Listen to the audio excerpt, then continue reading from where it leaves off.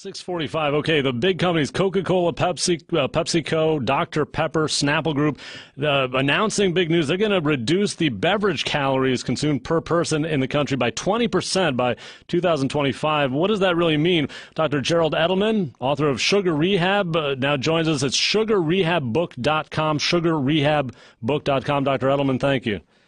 Thanks, Mike. And my website's changed real briefly. It's drgeraldedelman.com. drgeraldedelman.com, and it's DR, not DOCTR. drgeraldedelman.com is the new website. One word. All one word. Gotcha. Now, first of all, it's interesting because they said they're not going to reduce the amount of calories in the actual liquid. They're going to sort of smaller portion sizes. Why do they put, 35 grams of sugar in a 12-ounce can of Coke? Why is there so much sugar in there? Well, let me tell you that it's very misleading what they're doing, because the real problem, and you and I have spoken about this a couple of times now, but the problem is the sugar itself.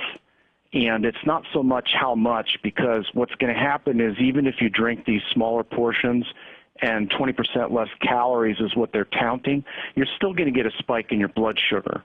So what's going to end up happening, you're going to drink one of these smaller ones, and then about an hour and a half later, when your blood sugar bottoms as a result, so it goes up and then it goes down, you're going to probably want another one. Yeah, and from what I saw, 35 grams of sugar, that's like 9 cubes of sugar, right? Something like that. That's crazy. Now, why don't we see drinks that have 3 or 4 cubes? I mean, why so much?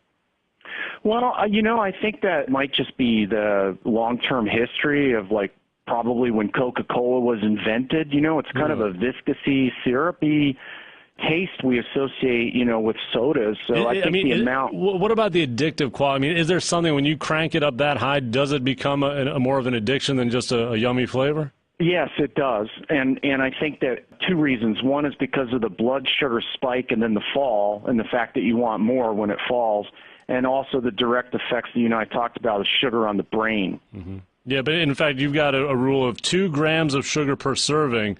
That's what you should be looking for on the box, right? Or less. Or less. I've talked to people about that number specifically. They say it's so hard to find anything that has that. I mean, 90% of what you have in the store is way beyond 2 grams per serving. Yeah, well, if you get the book that you and I have talked about, my book, Sugar Rehab, I've listed out what to buy and what not to buy. And once you stocked your house with what to buy, you can eat as much as you want. You don't have to do anything more. You do eliminate a lot of the junk products. You just can't eat that stuff, right? Yeah, you just can't, And again, when we say just can't, what do we mean? We mean, the average American is suffering from obesity, right? 60-70% of people, including kids. So we got to change that.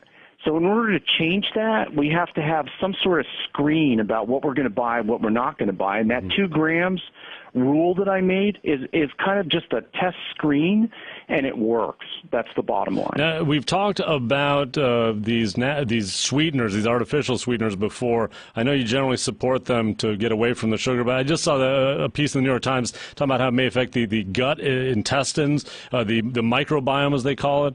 I guess I'm curious, is there anything negative over the long term if you're going to be doing the artificial sweeteners? Any problems in your mind? Yes, artificial sweeteners can cause symptoms in people. Some people are prone to get headaches if they take aspartame, so I just tell them to use something different. But as a group, as a concept, I think artificial sweeteners are great tools to help people lose weight, because weight's killing people in the United States. Do you consume things with artificial sweeteners? Yes, I do, and I have done so for 30-plus years. The other thing I'd point out to you, Mike, is, actually the experiment has been done. I mean, we've had, diet sodas on the market now for how many years? Many, yeah. And you're an oncologist. You would know. So you consume, what do you drink that has artificial sweeteners or eat?